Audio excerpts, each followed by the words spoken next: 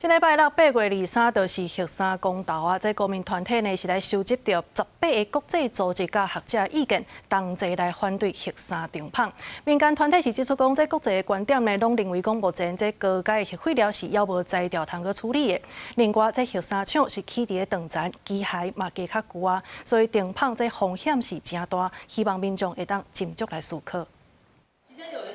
8月23就是核三敢要停放的公投，公民团体收集18个国际组织和学者的意见，发声反对核三停放。因指出，根据核能咨询小组的意见，目前产生的高阶核废料也无解决的方法，可能造成环境的负担。反对核三停放的民间团体指出，核三厂起伫长层，若是发生地动，可能会互放射性的物质外射，而且核三已经运转超过40年，旧的设备若是停放，会有真侪风险。复杂的机器设备、各种各样的零件跟材料，都会导致因为时间的推移而让这些设备劣化，有许多其中是无法更换的，也有很多是无法检查出来的。 在地公民团体嘛表示，这个核三停放的公投未经过在地民众的同意，已经疏忽因的人权。另外，目前咱输的核废料一直无刷走，违反人权公约的精神。未来若是停放，可能会互核废料的处理这个问题更加严重。这一次的公投呢，是直接诉诸全国公投，没有相关妥善的讨论，没有相关的影响评估，它就直接交由全国人民来公投这件事情，